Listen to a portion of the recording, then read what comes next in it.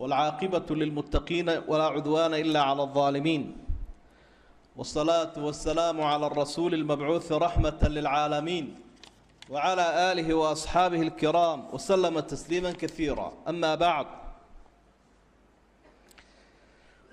walaalayaal khudbadeenu waxay ku saabsan tahay towbada.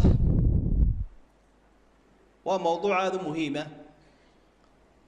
markaynu xoogaa joognaba inaynu isugu celino casharka ah, waayo maanta waynu ogsoonahay dembigu siduu u fara badan yahay aakhiru zamaanka iyo waliba waqtigay dadku fitnaysan yihiin. fitnada maantana way fara badanta,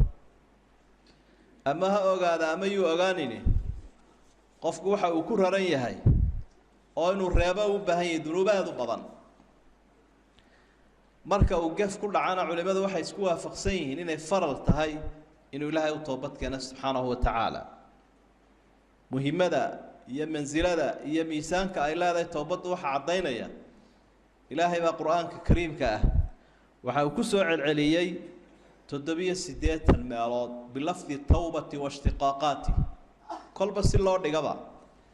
towbada iyo dhiirigelinteeda iyo ammaanteeda 780 meelood baa ilaahay qur-aanka ka warramay. mar ficli buu ku sheegayaa siiqatulficli, marna siiqatulism.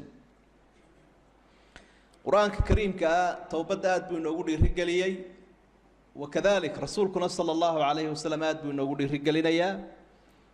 ilaahay maruu yeedhmuu soo dhigay, rasuulku fariin soo faraya sala allahu calayhi wasalam. bushaara aayaddu xambaarsantay waa aayadaha ugu rajo badan qur-aanka. قل يا عبادي الذين أسرفوا على أنفسهم لا تقنطوا من رحمة الله إن الله يغفر الذنوب جميعا. الضوامها يقول واحد كتير هذا النبي محمد واحد قارسي سابوا لهي. الضوامها يقول هذا الشيء تكون نفته هذا ولي بكو حد كتبه هقو صنينا إلى هاي الدم بيقول دون ضعفاء توبت كان أو صار نقضة. أمرنا إلى هاي ونقصيا وحول وتوبوا إلى الله جميعا أيها المؤمنون لعلكم تفلحون. dadku liibaan bay wada jeceliina si ay u liibaantaan, ha kala harina gaal iyo islaam, dhammaantiin ilaahay wada toobad keen jamiican. mar kale rabbi waxa uu soo dhigay qofka inuu rajo ku hadhan tahay inaanu toobadda ilaawi. afalaa yatuubuuna ila allah wayastaghfiruuna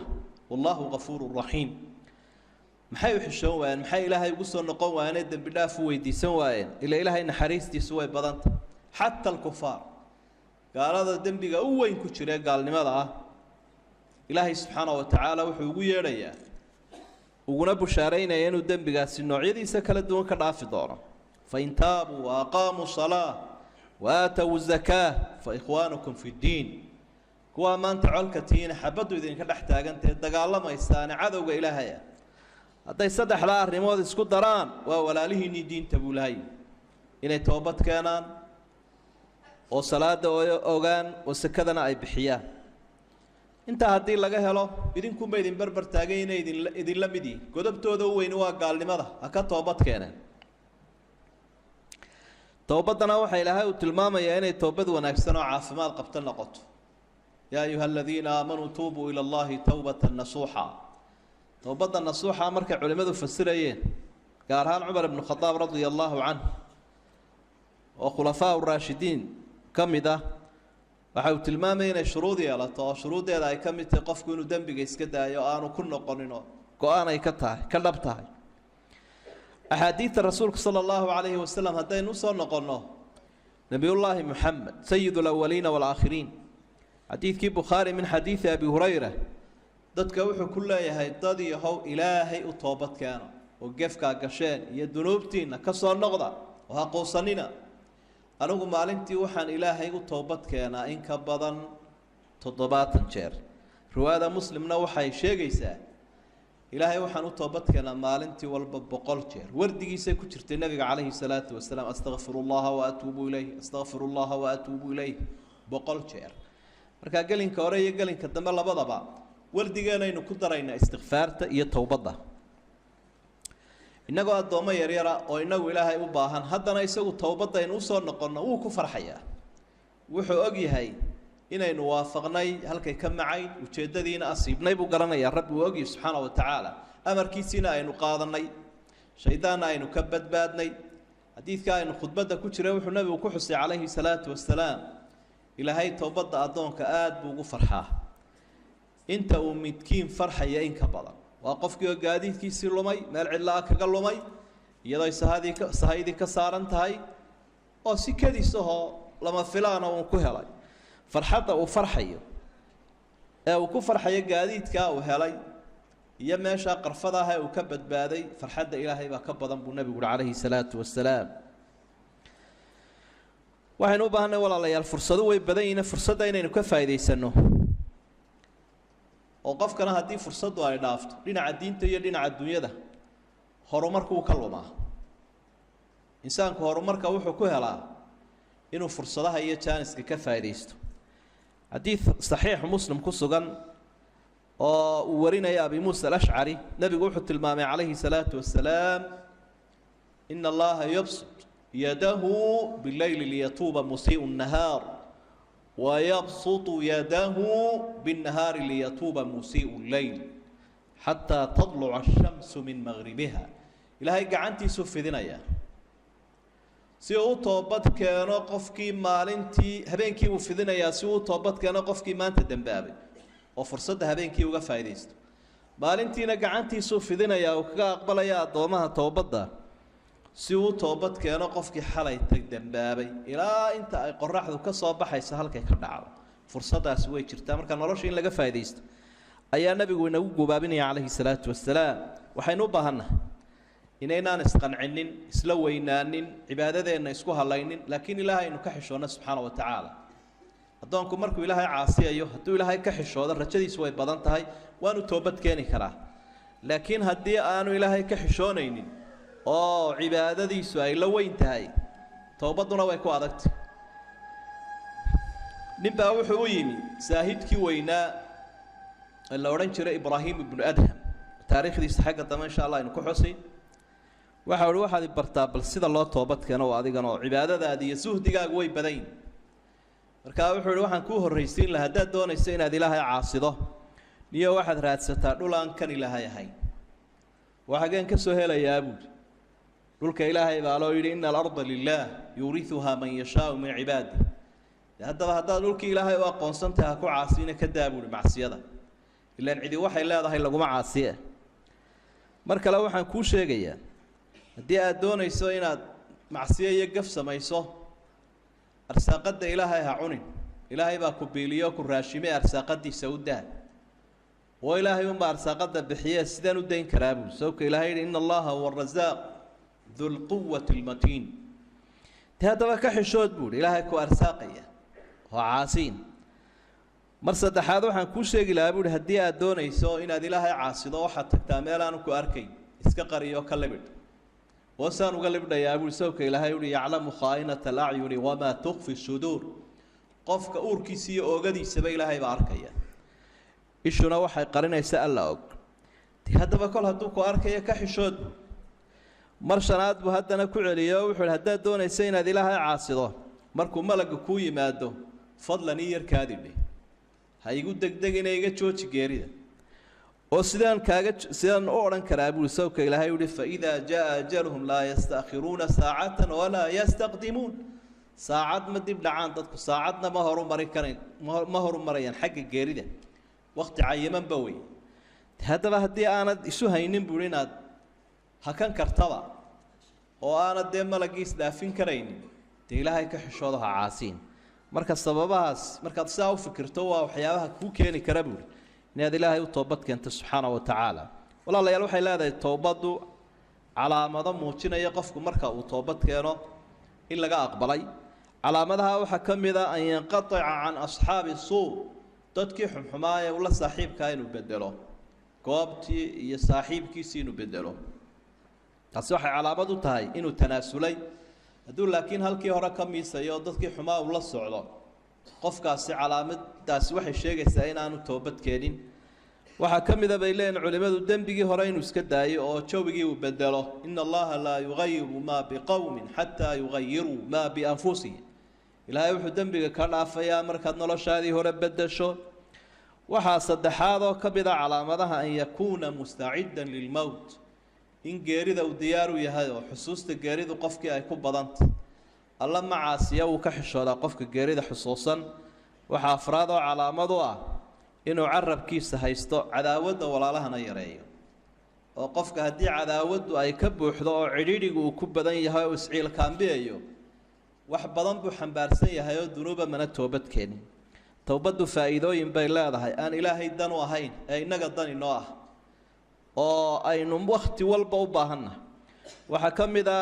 faa'iidooyinkaa waa sababta ilaahay uu inagu jeclaado innaguna waxaynu u noolnahay u ordaynaa inuu ilaahayna jeclaado subxaanahu wa tacaala ina allaha yuxibu tawaabiin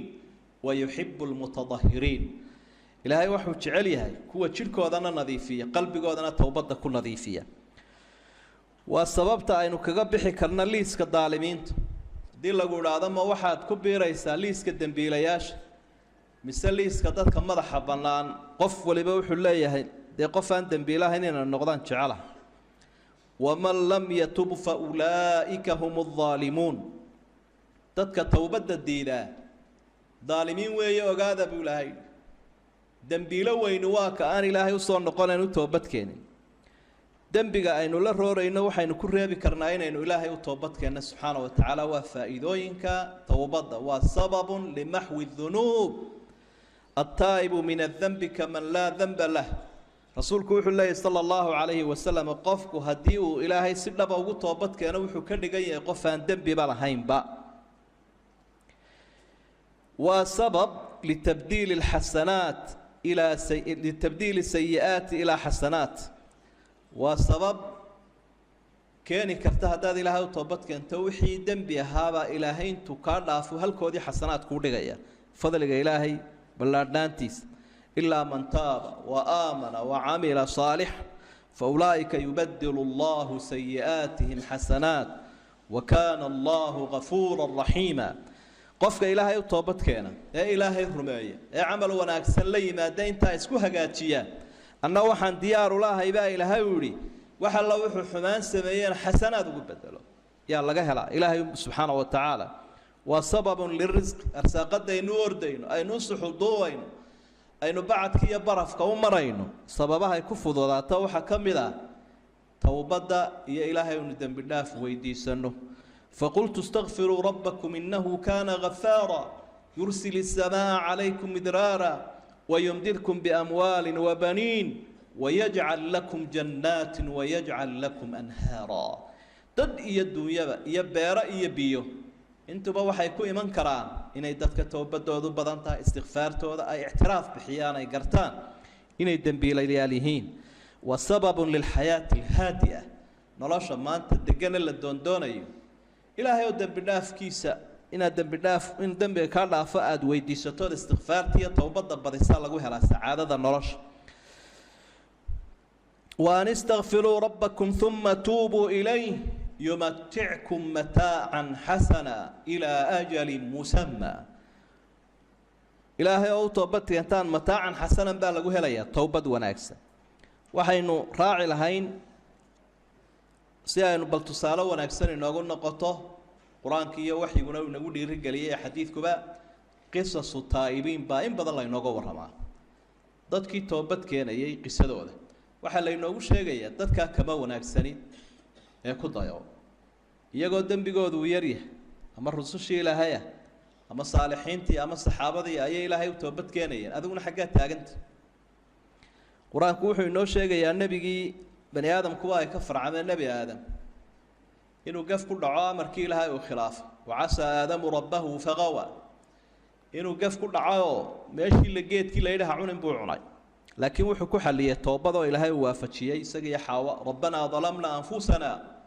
وإن لم تغفر لنا وترحمنا لنكونن من الخاسرين أرن كود وحو كل ما ذو كسوق بجبيس إلى هاي وطوبت كان جفكها نبي أنبياء كم يضاد النون صاحب الحوت أما يونس ما قاعد الله إلى هذا يسقون أمر الآن بومدي سكا أم باب حيضوا إلى هاي فصحين أيو دقاتي arrintaasi mukhaalafa ay noqotay oo gef bay noqotay bahal baaliqay weyn oo badda ku jiro oo xuudka la yiraahdo nibiriga calooshiisa dhexdiisu ka qayliyo qayladoon ilaahay u dirtay laa ilaaha illa anta subhanaka inni kuntu min adh-dhalimin halkaa markuu ku toobad keenay bannaankaa la soo dhigay ilaahay baana dib u habayn ku sameeyey haddii kale halkaasuu ku waari lahaa nebi nuux calayhi salaam isaguna su-aalo ilaahay ku celceliyay xagga ehelkiisa iyo ubadkiisa iyo ku saabsan markii inankiisa biyuhu ay qaadeen markii ilaahay uu sheegay arrintaasi inay gaf tahayna wuxuu ihi qaala rabbi innii acuudu bika an asalaka maa laysa lii bihi cilm wailaa takfir lii watarxamnii akun min alkhaasiriin ilaahay haddaan adiga dhaaf dee waa khasaari doonaa adaan kuu soo noqday iga dhaaf nebi maxamed calayhi salaatu wasalaam ama nebi muuse aan ka horraysiino nin buu dilayba daalim ah oo reer fircoona oo raraya nin kaloo reer banu israa'iil oo dhibayay laakiin dilka amar umu haysanin macnaa fasax umu haysanin oo ilaahay uma fasaxin subxaana wa tacaala inkastuu kani dil mutaystay oo daalib u ahaa arrintaa uu ka toobad keenay qaala rabbi innii dalamtu nafsii fakfir lii fagafara lah innahu huwa algafuuru raxiim ilaahay waan gafay dhaaf mar haddaanan dilba ha mutaystay haddana fasaxaaga aanan ku dilin ninkaa reer fircoon taasi waxay ahayd gaf baa ahayde ilaahay uu iga dhaaf ilaahayna waa ka dhaafay nebi maxamed calayhi salaatu wasalaam khaatamu alambiyaai waalmursaliin oo ilaahay uhi liyakfira laka allahu maa taqadama min dembika wamaa ta'ahar dembigii hore iyo kii dambeba waa lagaa dhaafay 100 jeer buu ku wardiyayaa maalintii inuu ilaahay dembiga ka dhaafo fasabbix bixamdi rabbika wastakfirhu innahu kaana tawaaba towbadaasuu kusoo gebagabeeyey iyo istikfaarta rasuulku sala allahu calayhi wasalam cimrigiisi taa ku celceli baa leeyihi xagga saxaabadiisa markaynu kacno waa midhu ku dayan karo qofka maanta caasiga ama sina ku dhacaya ama gef iyo xumaan waxaynu usoo qaadan karnaa qofkaasi inaanu quusanina uu ku daydo saxaabadiisii rasuulka sala allahu calayhi wasalam gefkaa ku dhacay iyo siduu ilaahay dembiga uga dhaafay sinadu maanta way badan tahay dadkii waa in badan oo ka midii waabay xalaashadeen qaar ka midii diin la-aanta ku dhacday waxaad moodaa inaanay garanaynba xukunkeeda iyo ciqaabteeda asxaabii waxaa jiray maacis la odhan jiray radia allaahu canhu sinuu ku dhacay laakiin iimaankiisii wuxuu sii waaya inuu qabsado iska sii joogo nebigu u tegay calayhi salaatu wasalaam wuxuu leeyahy dahirnii yaa rasuula allah rasuul allow inadiif nebigu wuxuu ihi ilaahay u toobad keeno muu sii wadwadinoo muu baarhbaadhin mar labaad buu ku celiyey mar saddexaad buu ku celiyey mar afraadkii buu ihi maxaan kaa nadiifiyaa dee waan sinaystay buuhi sinada ma taqaana war miyuu cabay miyuu sillan yahay intaa uu warwareysinayaa nebigu calayhi salaatu wasalaam bal si uga dhaqaajiyo uun markii dambuu ku adkaystay uhi intaa midna ma jira sidaasaan u sinaysto nebigu wuxuu faray in dhagax lagu dilo kolkuisa soo taagay ninka khaalid ibnu waliid ama aan idhaahday asxaabta qaarkood haddii ay ninkaa isaga nebiga wax ka weydiiyaan calayhi salaatu wasalaam ama shakiba galay rasuulku waxa uu ninkaa ku hambaliyay u ihi laqad taaba tawbatan low qusimat bayna ummatin lawasicat ninkaasi wuxuu toobad keenay towbad weyn oo haddii loo qaybin lahaa ummad dhan u qaybsami lahayd waayo naftiisiibuu quudhay oo iimaan baa waday oo dee waa kaa naftiisii ilaahay daraaddii u bixiyey xadiidkaa muslim baa wariyey waa saxiix qofku hadduu macsiyo galo sidaa uu nebiguba marka hore ku abaabulay waa inuu isqariyaa ilaahay u noqdaa haddii uu dee dembigaa ilaahay ka galay subxaana wa tacaala waa inuu isqariyaa ilaahay unu toobad keenaa laakiin maadaama xeer ciqaabeedkii laga fuliyey iyo xaddii halkaasi arrinkiisu uu gaadhay waxaa sidoo kale towbatulghaamidiya gabadh waxay ahayd iyaduna sinaysatoo nebiga u timi calayhi salaatu wasalaam waxay leedahay ciqaabtii sinada iga fuli markuu nebigu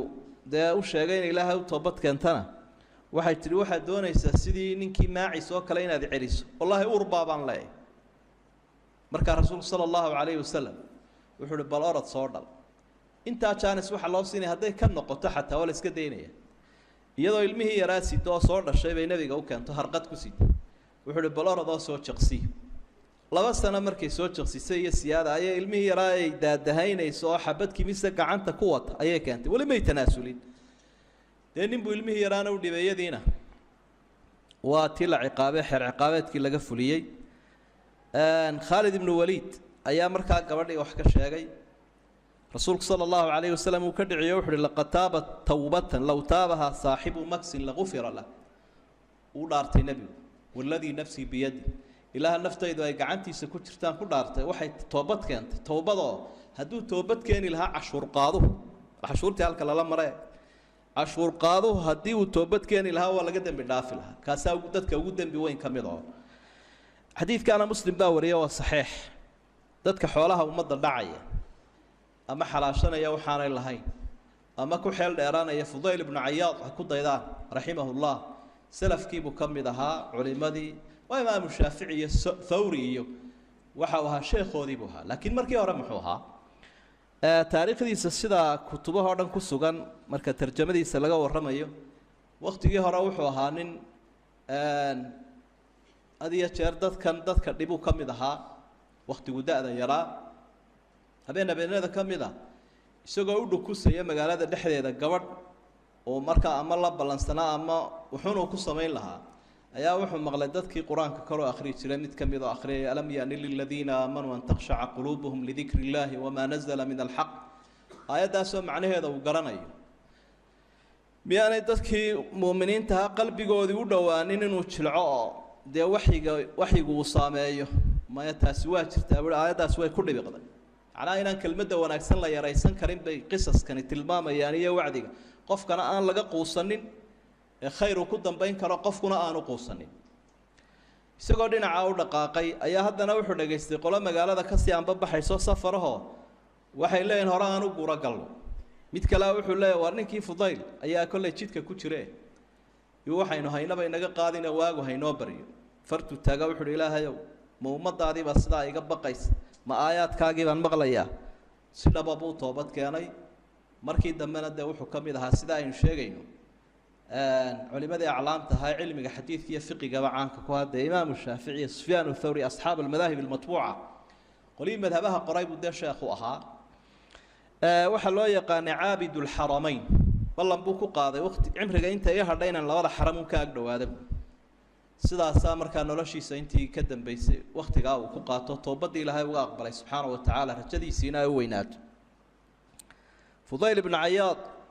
حريرك إلهي ولا يشوف وحنا هذا مركي دم بين التاريخ ويكمل خاتك كعده خير وين لور رجيني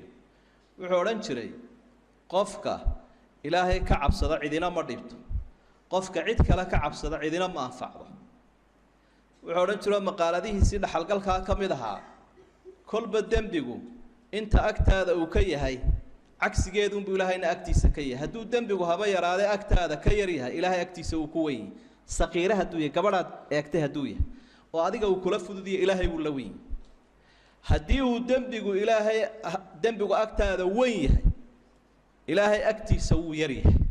اعترافك يا أركت هذا كل بس إذا دم بيجو كتها يبقى إلهي كل رقم سبحانه وتعالى markan toobadii uu toobad keenay halkaas ay gaarsiisay imaamka rahimahullah waxa sidoo kale isaguna ahaa caabidkii weynaa ee la oran jiray Ibrahim ibn Adham maqaaladiisi waa inagii sidoo uu wacdiyay waa inagii soo maraynay waqtiyada kamida ayaa nin saaxiibkiya markii dambe uu cibaadada badnaa zaahidka ayaa weydiiyay wuxuu yiri bal waxaad iga warantaa waxaan maqlay inaad bariga hore sidan ahaan jirin bal waqtiga toobad keentay iga waran warmaad iga daysid buu wax kale weydii taa waan soo dhaafay mar labaad buu ku celiyo mar saddexaad buu ku celiyo tiibu uga warramay wuxuu horta aabahay nin xoolo leh buu ahaa reer Afghanistan baan lahayn nin xoolo badan buu ahaa maalin maalmaha kamid ah anigoo iska ciyaaraya oo farda eriyanaya xaraga badan oo bakayla iyo ugaar iyo xiriyanayo kibirkii halka ila galay ayaa haatuf baa ii qayliyay إلهي بهنوني سبحانه وتعالى قف بي إلهي كلمة حق عيدهم بوصور ديبان مركا وحلا ليه هاي إبراهيم لم تخلق لهذا ولم تؤمر بهذا هذا سيدانا لقوا أبورين سيدانا لقوا ما أمرين وقت جاء ساعات كو قادنيس مر لبعض مر صدحات أيام مغلبوا أو حنكرتين لإيشهدو ألابتي سقالي هاي نكى أريج الراعي يوسي نكى أريج الراعي ينا دركي سيبو كقات وكسيدي كو أنبا بحياة علماء كبيرة زهادة عنك أما قال هذا هو الحلقة كائنودين علماء التاريخ الكتبه هذا كهلي كرئيسه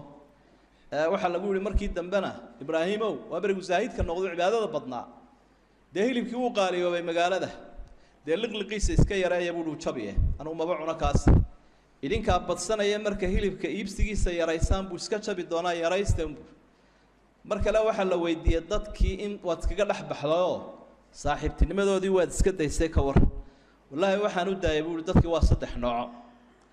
qofka iga xoolo yar ama iga adduunyo yar way xaasidaya ka nabadgeli maayo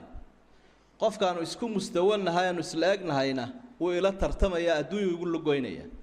ka iga xoolo badanina wuu isu kay kibrinayaayo anu cuqdadigu abuuraya waxaan weheshanayaa la saaxiibay buuraan ka agdhowahay ilaah subhanahu wa ta'ala aanan ciiliyo cidhiidhi toona ku qabin weheshigiisa subhanahu wa ta'ala wala astawxish oo aanan ku cidloonayn ragii maqaaladahaas lahaab wahaa noloshu iyo cibaadaduna macaan iyo dhadhan ay u samaysay wuxuu lahaa haddii ay ogaan lahaayeen nimanka madaxda ee campaign-ka kursiga ugu jira iyo maalqabeenka adduunyada u suxulduubaya bima nahnu fihi waxaanu haysanay ee macaanka cibaadada hadday garan lahaayeen najaaladuna bisuyuf wallahi naseef noola iman lahaayeen goobaha cibaadada laakiin macaankaas ka luma uu ka maqan yahay wuxuu ku dayanayaa qofka waqtigiisa ciyaar ku qaadanaya waa inuu toobad keenayo uu ku daydaa dhalinyarada maanta aynu arkayna ee waqtigoodii ku luminaya bilaa macnaha iyo macsiyada bishrul xaafi ninkii magaca la oran jiray oo isaguna raggaas un ka agdhawaayo ardaydoodii kamid aha Cabdullah ibn Waraq iyo ardaydoodii buu ahaa bishru xaafi waxa raggiis ka tuman jiray durbaanka iyo hablaha heesa iyo waxaas ku dhex jiray iyo kamanka iyo music iyo waxa la garaacayo qofkana markuu Ilaahay hanuuninayo qalbigiisa khayr la sheegun buu ku dhibqiyaa iyo badnaaninba isagoo ka madaxaho kormeeraya meeshii laga heesayay maxfalki ayaa nin baa soo maray culimo aqalka hortiisa inantii meesha joogtay buu ku yiri meeshan ninka jooga ama dadka halkan ka heesaya miyaanay dad adooma ahayn ma adooma ma aha waa xorbayt adooma ka dhigay saasaabay isu laba rogayaan qoobka ciyaarkaas ay ku jiraan waa runtaa buu waa xor hadday inuu noqon lahaayeen adoomo ilaahay adoomaha uu yihiin bay ka xishoon lahaayeen wuu maqlayo wuu ka daba tagay ninkii oo uu yeeray wuxuu bal kelmadda igu celi wuu ugu celiyo markaas uu halkii isaguna kabalaantii uu xaflada kaga soo baxay inuu hore ugu dhaqaajiyay oo ilaahay ugu toobad keenay subhanahu wa ta'ala culimadii kula xiriiray markii dambena zuhaadi dadkii suhdiga badnaaba ahaa taariikhda lahaa markii la yidhi maxaad kabaha u gashan weyday bishr al-xaafi waa ninkii kabaha laawi magaciisa bishr baa la oran jiray al-xaafi waa ninkii kabaha laa wuxuu yiri markaan aan ilaahay subhanahu wa ta'ala u toobad keenay ama markaanu ilaahay heshiinay sidoo isagu leeyahay kolkaan ilaahay la heshiiyay la col baan ahaaye xaaladan ku sugnaayo kabalaantii baan siltaasaba wanaagsanahay bedeli maalintii la iga toobad aqbalayaan kabalaado tii baan ku daystay marka isaguna waxa uu ahaa de runtii in la yaab badan xagga cibaadada almuhim waxaynu ku soo ururinaynaa bushaarooyinkaas oo dhan baynu haysanaa oo qisaska ku sugan oo ina dhiirinaya marka qof wala macsiyo ku jiraaba fursadda maantana ha ka faa'iideysto waana waajib ilaahay ah toobad keeno toobadana aynaan ilaawin sidaa rasuulkeeni tusaalaha inooha calayhi salaatu wasalaam habeeniyo maalinba ugu celcelinayay aynu badino waxa jira dunuub badan oo aynu ognahay qaar aynaan ogeyn intaba اللهم أرنا الحق حقا وارزقنا اتباعه وأرنا الباطل باطلا وارزقنا اجتنابه اللهم أغننا بحلالك عن حرامك وبفضلك عمن سواك وبطاعتك عن معصيتك يا أرحم الراحمين اللهم اشف مرضانا وعاف مبتلانا وارحم موتانا وتمم نعمتك علينا يا أرحم الراحمين اللهم اغفر ذنوبنا واستر عيوبنا واكشف كروبنا يا أرحم الراحمين اللهم أسقنا الغيث والرحمة ولا تجعلنا من القانطين اللهم إنك كنت غفارا فأرسل السماء علينا مدرارا وآخر دعوانا أن الحمد لله رب العالمين